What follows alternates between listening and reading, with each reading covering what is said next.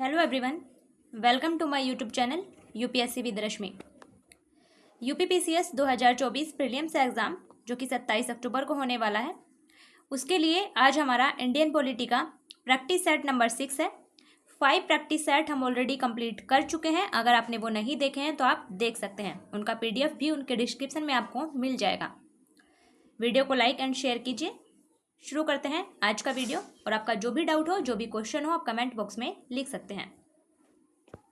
हमारा आज का फर्स्ट क्वेश्चन है, निम्नलिखित में से किसे भारत में स्थानीय स्वायत्त शासन का जनक माना जाता है? ऑप्शन है A lord Dalhousie, option B lord Canning, option C lord Curzon और ऑप्शन डी लॉर्ड रिपन। इसका सही answer option number D lord Ripon. Bharat में स्थानीय स्वायत्त शासन का जनक माना जाता है लॉर्ड रिपन को। ध्यान रखिएगा, फैक्ट है, भारत में स्थानीय स्वायत्त शासन का जनक माना जाता है लॉर्ड रिपन को।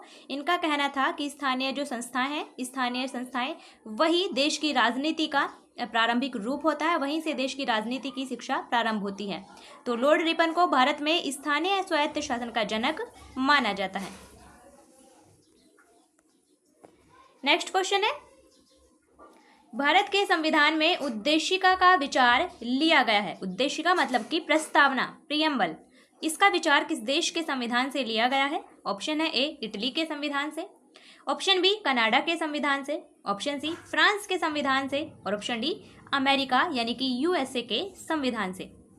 इसका सही आंसर है ऑप्शन नंबर डी, यूएसए यानी कि अमेरिका के संविधान से। भारत के संविधान में उद्देशिका यानी कि प्रियम्बल का विचार लिया गया है अमेरिका यानी कि यूएसए के संविधान से। और जो उद्देशिका की भाषा है वो विचार लिया गया है ऑस्ट्रेलिया के संविधान से। ये आप ध्यान रखिएगा कि उद्देशिका का विचार तो लिया गया है अमेरिका के संविधान से, लेकिन जो उद्देशिका की भाषा है वो विचार लिया गया है, उद्देशिका की भाषा को लिया गया है ऑस्ट्रेलिया के संविधान से। इसलिए हमारा सही answer option number D. Question दोनों ध्यान रखिएगा, भारत के संविधान में उद्देशिका का विचार अमेरिका के संविधान से, जबकि उद्देशिका की भाषा ऑस्ट्रेलिया के संविधान से ली गई है। नेक्स्ट क्वेश्चन है, निम्नलिखित में से कौन सा भारत में भूमि सुधार का हिस्सा नहीं है? ऑप्शन है ए जमींदारी प्रथा का उन्मूलन, ऑप्शन बी भूमि जोतों की अधिकतम सीमा का निर्धारण, ऑप्शन सी काश्तकारी सुधार और ऑप्शन डी बहुफसली योजना।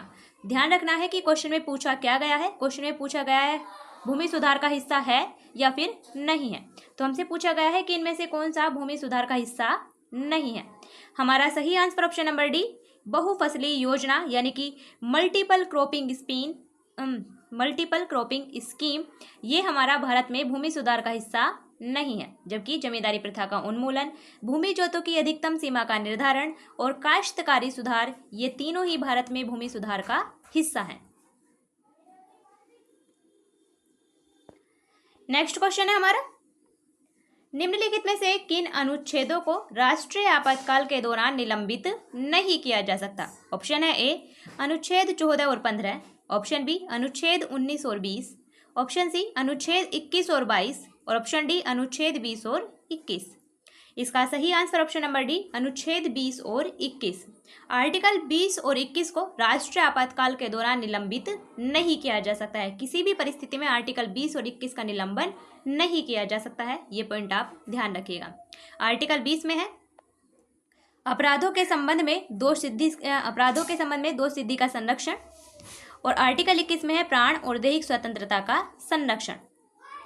तो ध्यान रखिएगा, इन दोनों आर्टिकल में क्या है, आर्टिकल 20 और 21 का निलंबन किसी भी परिस्थिति में नहीं किया जा सकता। नेक्स्ट क्वेश्चन है, सूचना का अधिकार के संबंध में निम्नलिखित कथनों में से कौन सा सही है? ऑप्शन है ए यह एक राजनीतिक अधिकार है, ऑप्शन बी यह एक संवैधानिक अधिकार है, ऑप्शन सी यह एक विधिक अधिकार है और ऑप्शन डी यह एक सामाजिक अधिकार है। जो सूचना का अधिकार है वो हमें मिला है सूचना का अधिकार अधिनियम 2005 के तहत। तो इस माध्यम से जो सूचना का अधिकार है वो एक विधिक अधिकार है। लेकिन, इसलिए हमारा सही आंसर ऑप्शन नंबर सी। लेकिन सुप्रीम कोर्ट ने अपने एक निर्णय में कहा है कि सूचना का अधिकार एक संवैधानिक अधिकार है, एक मौलिक अधिकार है। आर्टिकल 19 क्लोज 1 सब क्लोज ए के तहत, जो हमारे संविधान का आर्टिकल 19 क्लोज 1 सब क्लोज ए है, वाक और अभिव्यक्ति की स्वतंत्रता का अधिकार, जो आर्टिकल 19 क्लोज 1 सब क्लोज ए में वर्णित है, उसके अंतर्गत ही सुप्रीम कोर्ट ने सूचना का अधिकार भी निहित माना है। इसलिए हमारा सूचना का अधिकार एक संवैधानिक अधिकार भी है। इसलिए इस क्वेश्चन का आंसर दोनों ही बिल्कुल सही है, बी और सी। अगर दोबारा पूछा गया है क्वेश्चन पूछा जा चुका है, तो इसका आयोग ने दोनों ही ऑप्शन को सही माना है। ऑप्शन बी और ऑप्शन सी इसका सही आंसर है, क्योंकि सूचना का अधिकार एक संवैधानिक अधिकार भी है और सूचना का अधिकार एक विधिक अधिकार भी है।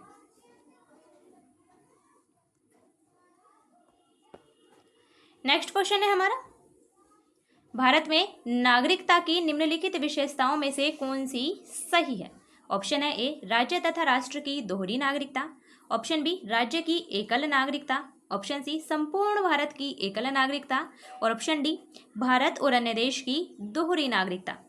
इसका सही आंसर ऑप्शन नंबर सी, संपूर्ण भारत की एकल नागरिकता। भारत में नागरिकता की जो विशेषता है, भारत की नागरिकता है संपूर्ण भारत की एकल नागरिकता। भारत का कोई भी नागरिक, चाहे वो किसी भी राज्य का निवासी हो, उसकी एक ही नागरिकता है, भारत की नागरिकता। यानी संपूर्ण हमारे यहाँ ब्रिटेन की तरह एकल नागरिकता के प्रावधान को अपनाया गया है। इसलिए ध्यान रखिएगा, भारत में नागरिकता की विशेषता है कि संपूर्ण भारत की एक ही नागरिकता है, single citizenship of whole of India. Option number C हमारा बिल्कुल सही आंसर है। और नागरिकता से संबंधित प्रावधान किए गए हैं भारतीय संविधान के भाग 2 में, आर्टिकल 5 से लेकर 11 तक। ये पॉइंट भी आप ध्यान रखिएगा।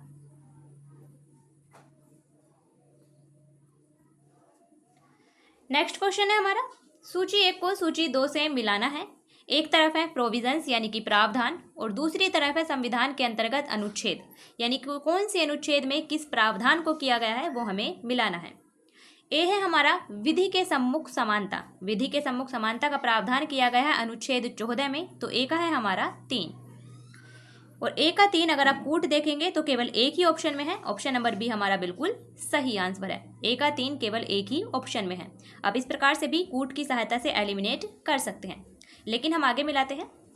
बी है हमारा कार्य करने का अधिकार, यानी कि राइट ऑफ वर्क। कार्य करने का अधिकार दिया गया है आर्टिकल 41 के तहत, तो बी का है हमारा 4। सी है हमारा कार्य करने के लिए सही और मानवीय परिस्थितियां भी होनी चाहिए, ये वर्णन मिलता है हमें आर्टिकल 42 के तहत, तो सी का है हमारा 1। और डी है बच्चों के लिए मुफ्त तथा अनिवार्य शिक्षा। ये 0 से 6 वर्ष की उम्र तक के बच्चों के लिए प्रारंभिक बाल्यावस्था देखभाल और उनके लिए अनिवार्य शिक्षा का प्रावधान है आर्टिकल 45 के तहत, तो डी का है हमारा 2। हमारा सही आंसर है 3, 4, 1, 2, यानी कि ऑप्शन नंबर बी हमारा बिल्कुल सही आंसर है।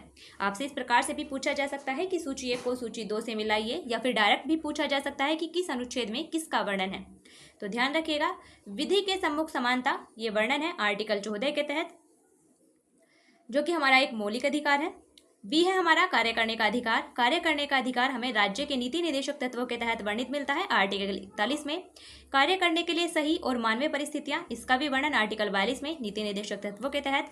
और बच्चों के लिए मुफ्त तथा अनिवार्य शिक्षा, जो कि आर्टिकल 45 में है, और इसमें 0 से 6 वर्ष तक के बच्चों के लिए प्रारंभिक बाल्यावस्था देखभाल और उनके लिए प्रारंभिक शिक्षा का प्रावधान किया गया है आर्टिकल 45 के तहत। नेक्स्ट क्वेश्चन है हमारा, राज्य वित्त आयोग के संबंध में निम्नलिखित कथनों में से कौन सा सही है? ऑप्शन है ए, यह एक अनौपचारिक संस्था है। ऑप्शन बी, यह एक संवैधानिक संस्था है। ऑप्शन सी, यह एक प्रशासनिक संस्था है। और ऑप्शन डी, उपर्युक्त में से कोई नहीं।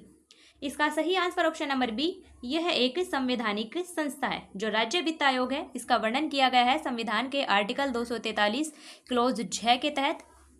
हिंदी में क्लोज 6 और इंग्लिश में क्लोज आई के तहत। आर्टिकल 243 क्लोज 6 या फिर आर्टिकल 243 क्लोज आई में हमें राज्य वित्त आयोग का प्रावधान मिलता है, जो कि एक संवैधानिक संस्था है। इसलिए इसका सही आंसर है option number B.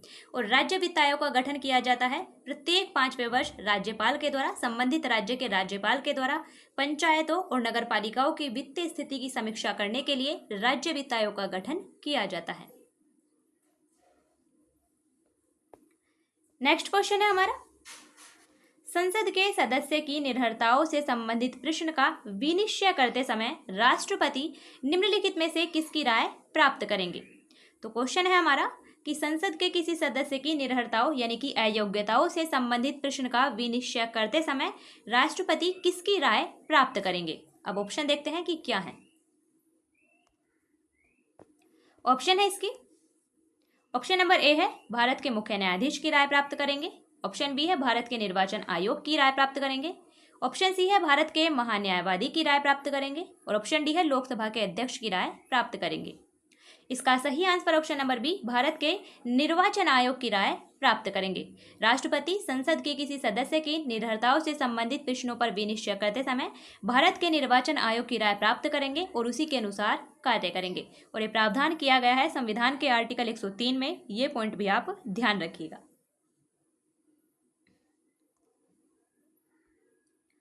Next question है हमारा, कथन और कारण दिया गया है। कूट की सहायता से हमें बताना है कि कौन सा ऑप्शन सही है। कथन है हमारा, अनुच्छेद 368 के अंतर्गत संसद संविधान के किसी भी भाग में संशोधन कर सकती है। तो कथन हमारा बिल्कुल सही है। आर्टिकल 368 के तहत संसद संविधान के किसी भी भाग में संशोधन कर सकती है। कारण है, संसद भारत की जनता के द्वारा निर्वाचित उच्चतम विधायी संस्था है। तो कारण हमारा कथन के रूप में तो सही है, लेकिन कारण कथन की व्याख्या नहीं कर रहा है, इसीलिए इसका सही आंसर होगा ऑप्शन नंबर बी। ए और आर दोनों सही हैं, लेकिन आर ए की सही व्याख्या नहीं है। आर्टिकल 368 के अंतर्गत संसद संविधान के किसी भी भाग में संशोधन कर सकती है और संसद भारत की जनता के द्वारा निर्वाचित उच्चतम विधायी संस्था है। दोनों ही कथन बिल्कुल सही है।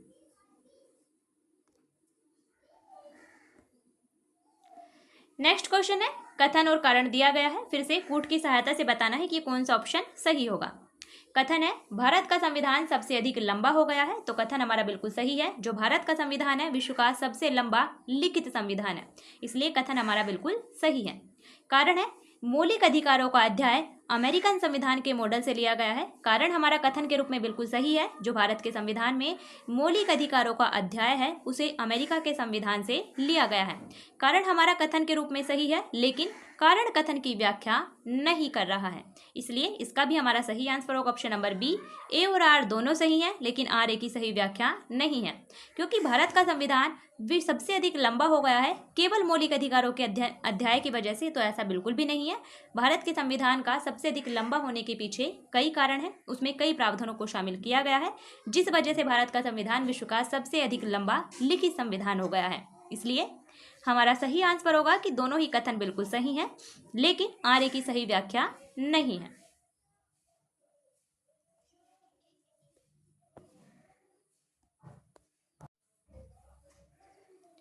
नेक्स्ट क्वेश्चन है हमारा, निम्नलिखित में से कौन भारत में संघ राज्य संबंध से संबंधित नहीं है। यानी कि इनमें से कौन सा आयोग या कौन सी समिति संघ राज्य संबंधों से संबंधित नहीं है। ऑप्शन है ए सरकारिया आयोग, ऑप्शन बी राजमन्नार समिति, ऑप्शन सी इंद्रजीत गुप्ता समिति और ऑप्शन डी पुंछी आयोग।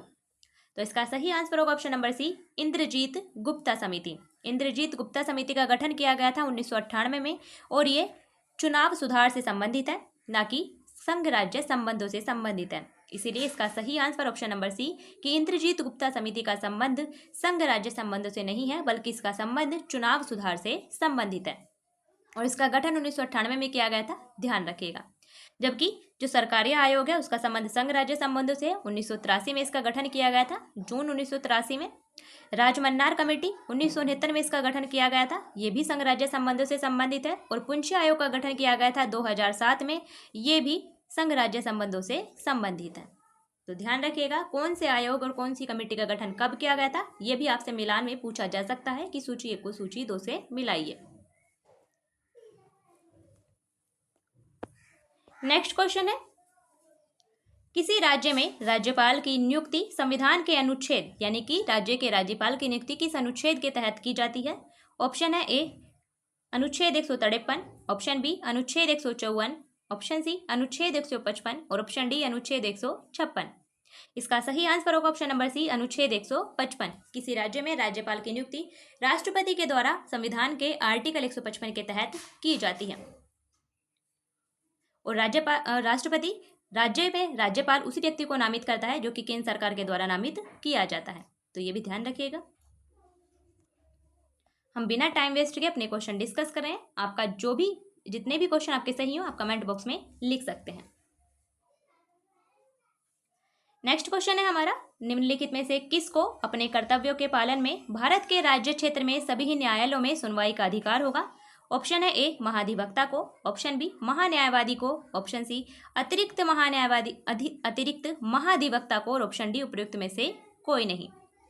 इसका सही आंसर होगा option number B attorney general of India यानी कि भारत के महान्यायवादी को। इसका वर्णन किया गया है संविधान के आर्टिकल 76 में। भारत के महान्यायवादी को अपने कर्तव्यों के पालन में भारत के राज्य क्षेत्र में सभी न्यायालयों में सुनवाई का अधिकार होगा। तो इसका सही आंसर होगा ऑप्शन नंबर बी। और महान्यायवादी की नियुक्ति भारत के राष्ट्रपति के द्वारा की जाती है और ये राष्ट्रपति के प्रसाद पर अपना पद धारण करते हैं। ये भी आप ध्यान रखिएगा। नेक्स्ट क्वेश्चन है हमारा, भारतीय संविधान की 11वीं अनुसूची संबंधित है। जो भारतीय संविधान की 11वीं अनुसूची है वो किससे संबंधित है? कूट देखते हैं। ऑप्शन है इसके किससे संबंधित है? पंचायती राज से, ऑप्शन बी नगर पालिका से, ऑप्शन सी केंद्र राज्य संबंधों से और ऑप्शन डी उपरोक्त में से कोई नहीं। इसका सही आंसर होगा ऑप्शन नंबर ए पंचायती राज से। भारतीय संविधान की जो 11वीं अनुसूची है वो पंचायती राज से संबंधित है और इसमें कुल 29 विषय हैं जिन पर कानून बनाने का अधिकार पंचायतों को दिया गया है। तो ध्यान रखिएगा, भारतीय संविधान की 11वीं अनुसूची पंचायती राज से संबंधित है जिसमें कुल 29 विषयों का प्रावधान किया गया है जिन पर पंचायतों को कानून बनाने की शक्ति दी गई है। जबकि जो भारतीय संविधान की 12वीं अनुसूची है वो नगर पालिकाओं से संबंधित है जिसमें कुल 18 विषयों का उल्लेख किया गया है। ये भी आप ध्यान रखिएगा।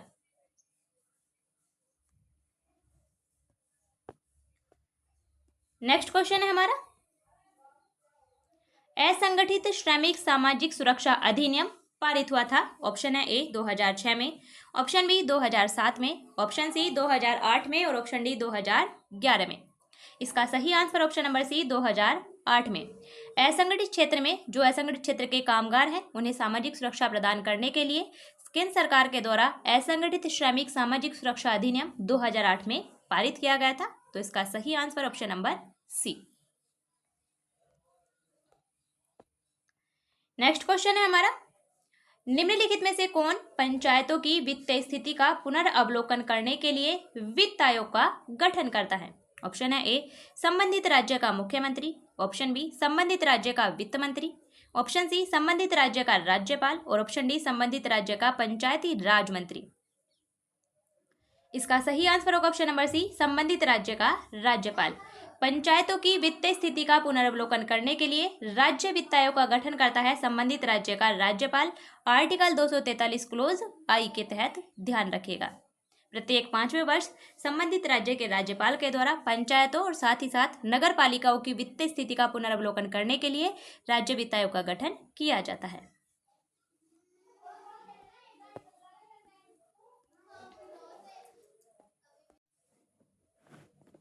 नेक्स्ट क्वेश्चन है, शिक्षा का अधिकार अधिनियम 2009 उसका लक्ष्य है शिक्षा को मुफ्त तथा अनिवार्य बनाना है।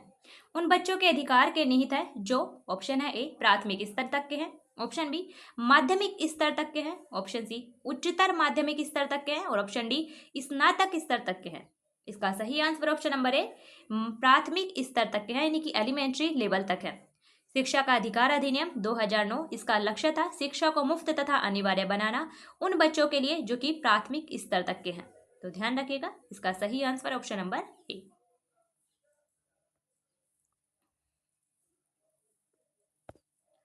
नेक्स्ट क्वेश्चन है हमारा, भारतीय संविधान के किस अनुच्छेद में 42वें संविधान संशोधन विधेयक के द्वारा मूल कर्तव्यों को सम्मिलित किया गया था? ऑप्शन है ए आर्टिकल 50 में, ऑप्शन बी आर्टिकल 51A में, ऑप्शन सी आर्टिकल 52 में और ऑप्शन डी आर्टिकल 53 में। इसका सही answer option number B article 51A में यानी कि अनुच्छेद 51A में 42वें संविधान संशोधन अधिनियम 1976 के माध्यम से मौलिक कर्तव्यों को शामिल किया गया था संविधान के भाग 4A के तहत। ये भी आप ध्यान रखिएगा। और तब 10 मूल कर्तव्य शामिल किए गए थे, लेकिन वर्तमान में कुल 11 मौलिक कर्तव्य हैं। 11वें मौलिक कर्तव्य को 86वें संविधान संशोधन अधिनियम 2002 के माध्यम से शामिल किया गया था, ये भी आप ध्यान रखिएगा। और मौलिक कर्तव्य शामिल किए गए थे सरदार स्वर्ण सिंह कमेटी की सिफारिशों के आधार पर, यह फैक्ट भी ध्यान रखिएगा।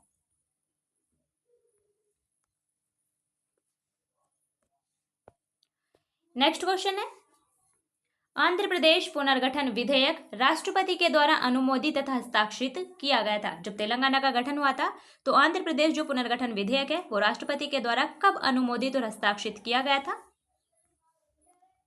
ये बताना है आपको। ऑप्शन है ए मार्च 2014 में, ऑप्शन बी फरवरी 2014 में, ऑप्शन सी जनवरी 2014 में और ऑप्शन डी अप्रैल 2014 में। इसका सही आंसर ऑप्शन नंबर ए मार्च 2014 में। आंध्र प्रदेश पुनर्गठन विधेयक इसे राष्ट्रपति के द्वारा हस्ताक्षरित किया गया था मार्च 2014 में, जिसके आधार पर 2 जून 2014 को तेलंगाना भारत का एक नया राज्य बना था। नेक्स्ट क्वेश्चन है, वन्यजीव सुरक्षा अधिनियम पारित किया गया था वर्ष। ऑप्शन है ए 1965 में, ऑप्शन बी 1970 में, ऑप्शन सी 1972 में और ऑप्शन डी 1975 में। इसका सही आंसर ऑप्शन नंबर सी 1972 में। वन्यजीव सुरक्षा अधिनियम 1972 में पारित किया गया था। वन्य जीवों की सुरक्षा के लिए, पेड़ पौधों और जंतुओं की सुरक्षा के लिए वन्यजीव सुरक्षा अधिनियम पारित किया गया था। नेक्स्ट क्वेश्चन है, भारतीय संविधान का निम्नलिखित में से कौन सा अनुच्छेद भारत के राष्ट्रपति को अध्यादेश जारी करने की शक्ति प्रदान करता है। ऑप्शन है ए अनुच्छेद 74, ऑप्शन बी अनुच्छेद 78, ऑप्शन सी अनुच्छेद 123 और ऑप्शन डी अनुच्छेद 124 क्लोज 2। इसका सही आंसर ऑप्शन नंबर सी अनुच्छेद 123। आर्टिकल 123 भारत के राष्ट्रपति को अध्यादेश जारी करने की शक्ति प्रदान करता है और राष्ट्रपति उस परिस्थिति में अध्यादेश जारी कर सकते हैं जब संसद के दोनों सदन या फिर कोई एक सदन सत्र में ना हो और राष्ट्रपति को यह महसूस हो कि ऐसी परिस्थिति उत्पन्न हो गई है कि अविलंबनीय रूप से कार्य करना आवश्यक है, तो उस स्थिति में राष्ट्रपति अध्यादेश जारी कर सकते हैं।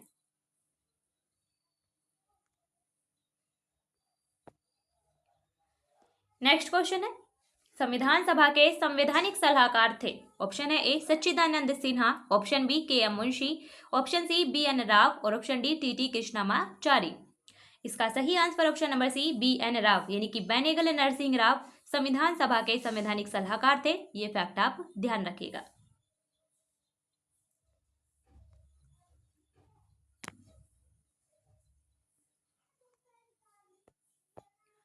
नेक्स्ट क्वेश्चन है, निम्नलिखित में से कौन संविधान की प्रारूप समिति के सदस्य थे। नंबर 1 है N Gopal Swami, number 2 Jawaharlal Nehru, number 3 Alladi Krishnaswamy Iyer और number 4 Sardar Patel.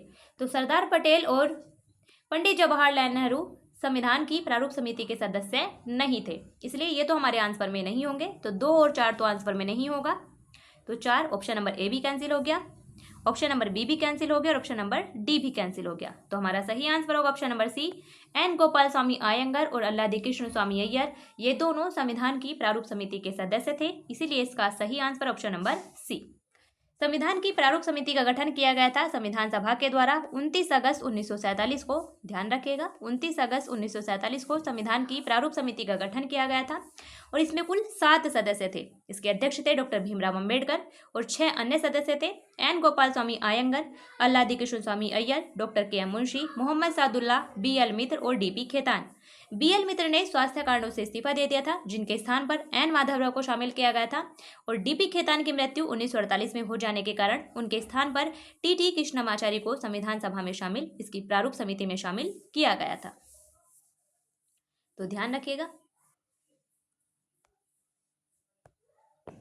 Next question है, भारत के राष्ट्रपति पर महाभियोग चलाने के लिए कम से कम कितने दिन पूर्व उसकी सूचना आवश्यक है। ऑप्शन है ए 7 दिन, ऑप्शन बी 14 दिन, ऑप्शन सी 21 दिन और ऑप्शन डी 30 दिन।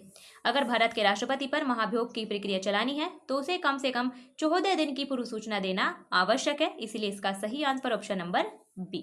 और महाभियोग की प्रक्रिया का उल्लेख किया गया है आर्टिकल 61 के तहत, ये भी आप ध्यान रखिएगा। भारत के राष्ट्रपति पर महाभियोग चलाने के लिए कम से कम उसे 14 दिन की पूर्व सूचना देना आवश्यक है, आर्टिकल 61 के तहत महाभियोग की प्रक्रिया का वर्णन है। और भारत के राष्ट्रपति पर महाभियोग केवल एक ही आधार पर चलाया जा सकता है, संविधान का अतिक्रमण। ये भी आप ध्यान रखिएगा। नेक्स्ट क्वेश्चन है, निम्नलिखित में से कौन एक संवैधानिक संस्था नहीं है? हमसे पूछा है कि इनमें से कौन सा संवैधानिक संस्था नहीं है। संवैधानिक संस्था कौन सी है या कौन सी नहीं है, उसकी पहचान करने का सबसे अच्छा तरीका है कि क्या वो संविधान के किसी अनुच्छेद में वर्णित है या नहीं। अगर उसका वर्णन संविधान के किसी अनुच्छेद में है तो वो संवैधानिक संस्था है, और अगर इसका वर्णन संविधान के किसी अनुच्छेद में नहीं है तो वो संवैधानिक संस्था नहीं है। ऑप्शन है हमारा ए वित्त आयोग, ऑप्शन बी योजना आयोग, ऑप्शन सी लोक सेवा आयोग और ऑप्शन डी चुनाव आयोग। तो वित्त आयोग सबसे पहला है। वित्त आयोग का वर्णन संविधान के आर्टिकल 280 में किया गया है, इसीलिए वित्त आयोग हमारे एक संवैधानिक संस्था है। योजना आयोग का वर्णन संविधान में नहीं किया गया है, वर्तमान में नीति आयोग। तो हमारा सही आंसर होगा option number B planning commission, यानी कि नीति आयोग वर्तमान का ये संवैधानिक संस्था नहीं है। इसका निर्माण मंत्रिमंडल के प्रस्ताव के माध्यम से किया गया है, इसलिए इसका सही आंसर ऑप्शन नंबर बी। जबकि लोक सेवा आयोग, इसका वर्णन भी किया गया है संविधान के आर्टिकल 315 में, और चुनाव आयोग का वर्णन भी मिलता है हमें संविधान के आर्टिकल 324 में। तो ये तीनों ही वित्त आयोग, लोक सेवा आयोग और चुनाव आयोग ये तीनों संवैधानिक संस्था हैं, जबकि नीति आयोग संवैधानिक संस्था नहीं है।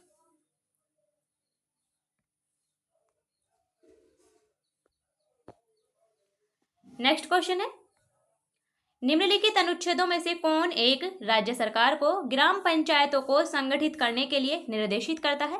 ऑप्शन है ए अनुच्छेद 32, ऑप्शन बी अनुच्छेद 40, ऑप्शन सी अनुच्छेद 48 और ऑप्शन डी अनुच्छेद 51।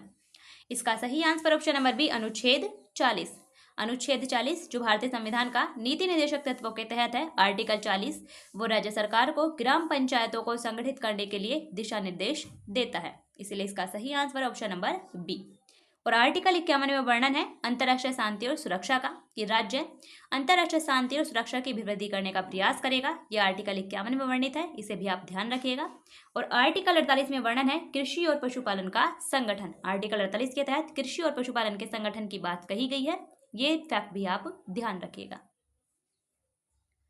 तो ये था हमारा आज का वीडियो, जिसमें हमने इंडियन पॉलिटी से रिलेटेड क्वेश्चन डिस्कस किए हैं। आज हमारा 6 पार्ट है, 5 टेस्ट हम ऑलरेडी कंप्लीट कर चुके हैं। अगर आपने वो नहीं देखे हैं तो आप उन्हें देख सकते हैं। वीडियो को लाइक एंड शेयर जरूर कीजिए। आपका जो भी डाउट हो, जो भी क्वेश्चन हो, आप कमेंट बॉक्स में लिख सकते हैं। फिर मिलते हैं नेक्स्ट वीडियो में। अच्छे से पढ़िए, रिवाइज कीजिए। Best of luck.